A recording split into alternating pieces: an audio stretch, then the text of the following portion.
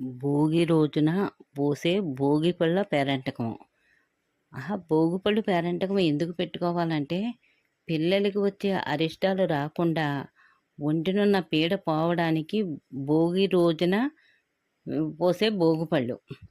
ఇది ప్రతి ఒక్కరూ కూడా వారి ఇంట్లో ఉన్న పిల్లలకి 3 సంవత్సరాలు వరుసగా కూడా భోగిపళ్ళు పొయ్యాలి. అందులో రేగిపళ్ళు, డబ్బులు, అక్షంతలు, పువ్వులు కలిపి వేస్తారు. ఇవన్నిటికీ ముందు హారతి చూపించి దేవుళ్ళకి, ఆ తర్వాత పిల్లలకి హారతి చూపించి అందరి చేత ముత్తైదుల చేత అక్షంతలు వేయిస్తారు. వేద పారాయణం చేయిస్తారు. ఆ తర్వాత ఇరుగు పొరుగు అందరినీ పిలుచుకొని పేరంటకం పెట్టుకుంటారు. ఇది ఒక చక్కటి వేడుకగా జరుగుతుంది. ఇది పిల్లలకి ఆయుష్ పెరుగుతుందని, ఆరోగ్యంగా ఉంటారని, దేహపీడ పోతుందని భోగి రోజున ప్రతి ఇంట్లోనూ ఉన్న చిన్నపిల్లలకి 3 సంవత్సరాల వరకు వరుసగా అలాగా భోగిపళ్ళు పోస్తారు.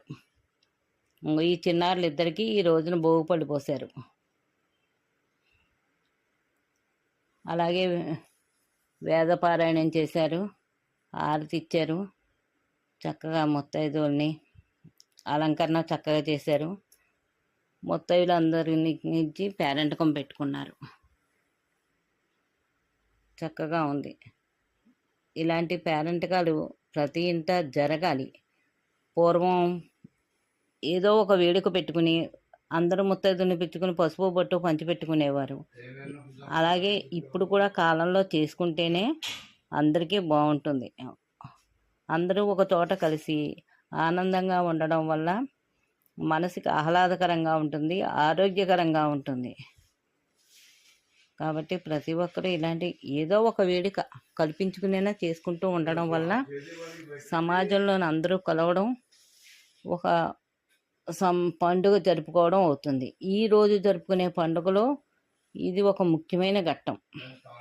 ఉదయాన్నే భోగిమంటలు, పూజలు, జపాలు చేసుకుంటాం. సాయంత్రం అయ్యేటప్పటికి సరిగ్గా 4 దాటేటప్పటికి ఈ భోగిపళ్ళు పేరంటకాలు పెట్టుకుంటారు. ప్రొద్దుటి పిల్లలకి గొబ్బమ్మలు, కొంతమంది సాయంత్రం గొబ్బమ్మలు పెట్టుకుంటారు. ఇది పిల్లలను కేకేసుకొని చక్కగా అది ఒక వేడుక, ఇది ఒక వేడుక. అది 8 సంవత్సరాల నుంచి 10 సంవత్సరాల లోపు, 7 సంవత్సరాల నుంచి కానీ 3 సంవత్సరాలు చేస్తారు. అది 7 to 10.